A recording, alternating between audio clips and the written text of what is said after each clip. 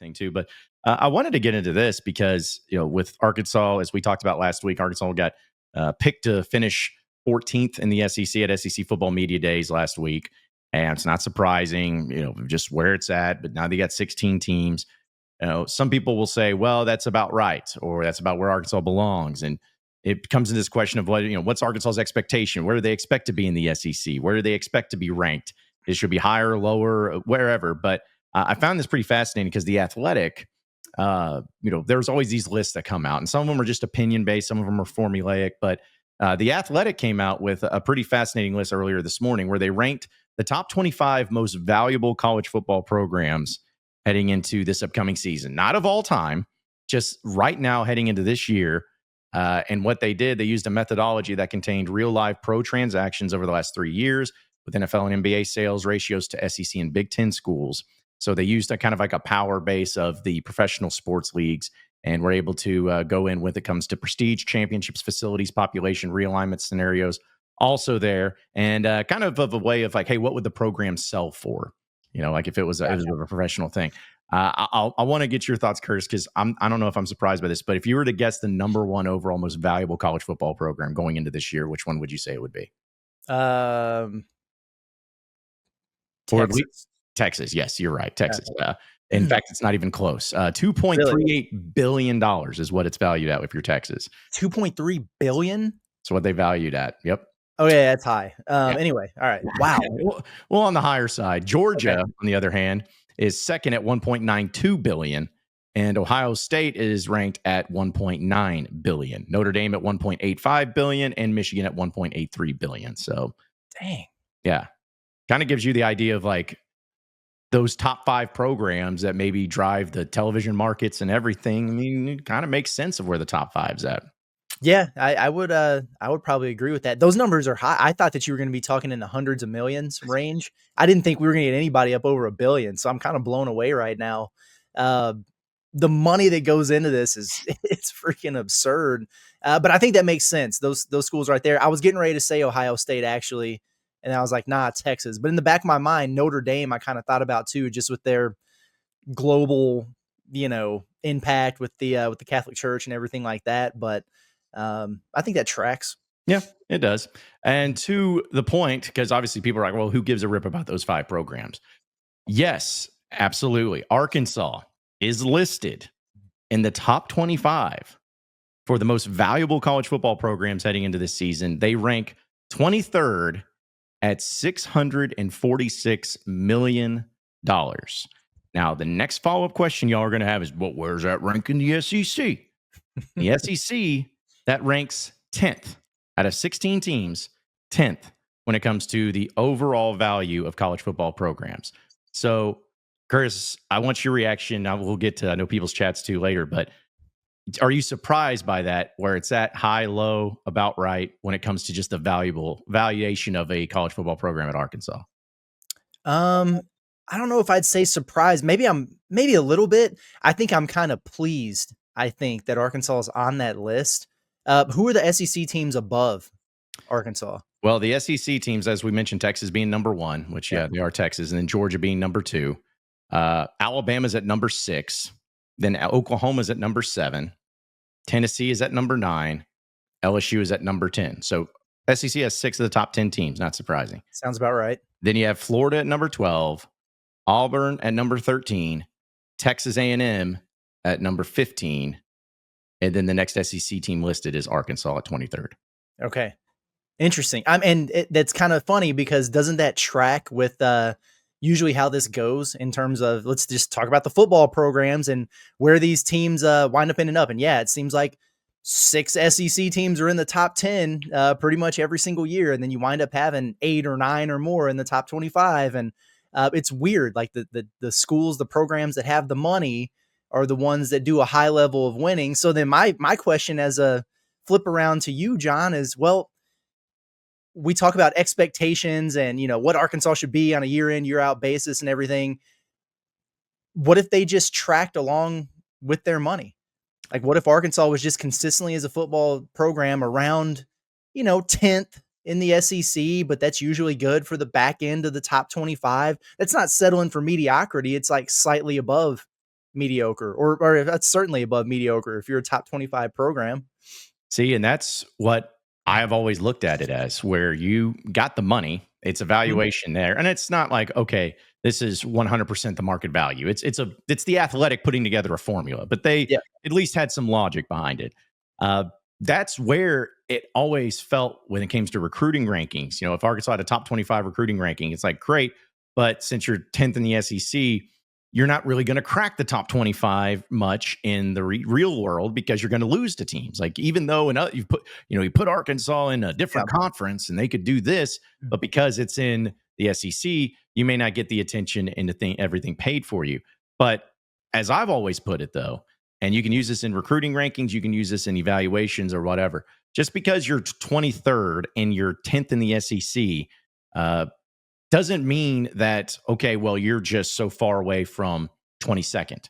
Like, the margin between 15 and 23 is not that high. Like, it's significant enough to have one team ranked ahead, but it's not like so far away, unachievable, can't ever have it happen in every so often year. Because if you realize it, I did not mention Ole Miss being ahead of Arkansas. That's true. Arkansas is ahead of Ole Miss. Now, they haven't been on the field here recently, but they have been. In fact, Ole Miss has been ahead of a lot of those programs listed. Like, Oklahoma is a top 10. I mean, they have not looked like a top 10 program over the past few years. Texas A&M is ranked 15th. I mean, have they looked like the 15th program in the country? No. But that's what it comes down to. Is it's a matter of, are you set for success? Yes. Okay. Now you have to have the right people. Now you have to have the right pieces, and you have to have the right leadership. You have to have the right everything to go along with it.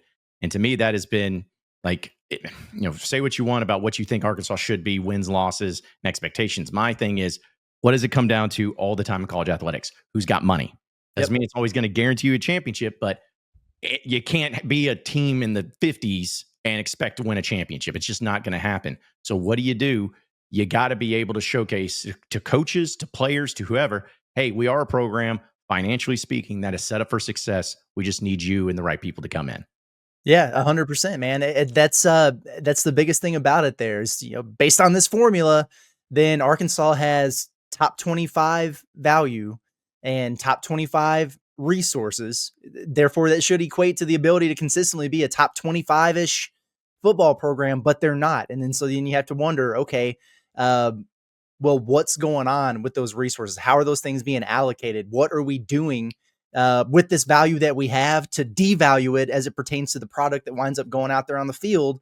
And so you're 100% right, man. And it's a question then of who needs to be in place to maximize that, because they're doing whatever the opposite of maximizing it is right now. Well, to take it a step further, because I think this is where it's really going to start adding up. You're the basketball guy. So if this list randomly, just off the top of your head, if it was to come out of the most valuable college basketball programs in the country and SEC and everything, where would you, and just again, not we don't know the formula, but just where would you guess or feel like Arkansas would rank as far as a basketball program goes in evaluation going into this season? Not overall, but going into this season. SEC or just in general? Like, Both. I would say probably second, maybe third in the SEC, and top 10 nationally. Yeah. So Yeah. what's the expectation for Razorback basketball then? Being in that mix? Exactly that. Yeah. It's literally exactly that. Yeah. Yeah. Yeah. And you can say the same thing about Razorback baseball. Well, where are they value? Well, they value, pretty high, probably top 10, and probably one of the ones in the SEC. And where do they normally finish? Where does it normally pop up? The point is it's not the direct correlation where it's a guarantee, hey, you're here and you're going to be here. It's just, if you take a look at all the programs that usually have the most consistent success, those are the programs that are going to be the highest in their valuation and in their money and in their spending and in their abilities to compete at the highest level. I don't think That's there's right. anything crazy about it. Yeah, it's 100% right. And Kingsley, I see him here. He says evaluation doesn't equal total resources. They're not trying to say that we have this money on hand, only that this is the estimated value of the program. Well, therein lies the problem, right? Therein lies the problem. If based on all these formulas and everything that they're putting into place here for this valuation, and that says that you should be valued as a top 25 program in the country, when clearly that's not the case. I mean, we can all see the obvious as it pertains to this football program. Then what's the disconnect? What's missing? Why is that all not on in hand. And why is this not the case for other people who are in similar situations to Arkansas that are thriving with these valuations, or like in the case of Ole Miss, where they're not valued to have to be in this same ballpark or same area? Hell, who knows? Maybe they're 26. I don't know. But they're doing way better than Arkansas is in terms of their football program, churning out some success there. Like this is the entire point. I don't think we ever said that this is like a foolproof concept here, that these were, legitimate, factual, 100% spot on numbers or anything like that. But what they're saying right there in terms of Arkansas's estimated value does not coincide with what they look like on the field. And it hasn't for a long time now. No. And I don't really know if it's going to change. And if you look at the top 25, there's some teams that are just like Arkansas where they may be not like known for their powerhouse program going into this year, but the vast majority of the top 25 programs in there are programs that are good and solid and have had success. I mean, I mentioned like Penn State is at 11th. This is outside the SEC, but Oregon's at 14th. Washington's at 16th. Florida State at 18. Wisconsin at 19. Iowa's at 20. Clemson's at 22, just slightly ahead of you. So it's not like, there's a bunch of other programs in that mix too that have just fallen short. Like you're one of those programs that is in the mix with other programs that have had success, more sustainable success over the past 5 years, 10 years than you have. And that's what makes, I think, really frustrating for Razorback fans in general, and especially of the football side of things. They're like, hey, we it's not like we're making this up and we're living in our own fantasy land over here that we deserve to be one of the best or better program than this. And everyone's like, well, dude, you're down there low on the totem pole. Relax. It's like, no, evaluations in the list that always comes out. And I don't even think it's just this one. We've seen many lists like this that have come out, and Arkansas is usually pretty consistent in the top 25 when it comes to those valuations. So that's my whole thing of, if anybody tells you it's like, oh, well, you're just a little Arkansas, you can't do anything. Well, financially speaking, at least most of the time, it looks like you can. You just don't. And that also adds to the layer of questioning here, because I've heard you say it a million times, like, where is the money going? Because we do hear, and I saw this from from Gray Wolf. He said, "Goodness, it's the coach. Why beat around the bush?" Well, the coach has said it's the money. Yeah. Like that's been his stump for the longest here about, we don't have the money. We can't compete. We're getting outbid. These guys want more than we think they're valued at, if we're talking about valuations here. And then it was all about this revenue share and can that close the gap? And there's a lot of debate as to whether or not that's actually taking place or not, or if they're even, in a position to where they have all those funds to maximize that revenue share. So we can blame it on Sam all we want. And maybe if there's a different coach in there or something, and that adds some more excitement or whatever, then those things would even out a little bit. I don't know, but I don't know that this is something that I can just place at the feet of Sam Pittman solely. I think it's quite a bit deeper than that. And that's my point too, because I agree. I don't think that you could just say, well, Sam Pittman, you cut that off, and then suddenly the program's just fine and it's great. It's like, no, it's a deeper thing, especially when it comes to that financial situation. Texas A&M is a great example. Like, they're 15th, okay? They have a lot of money, a lot of value. Is it always just, well, it's a bad coach? It's like, no, sometimes it can be things like having the right roster management. Sometimes it's about having the right assistants. Sometimes it's about having the right culture. Sometimes it's about the systems in place. I mean, there's just so many different variables that go into it. It's not as simple sometimes, at least in the idea of the finances, like we're talking about here, to just be like, well, yeah, because the reason Arkansas is not winning is just Sam Pittman, and that's it. It's like, yeah, you got to have everybody be good. I mean, you can have a great head coach, but if you have crappy assistants, it's not going to matter.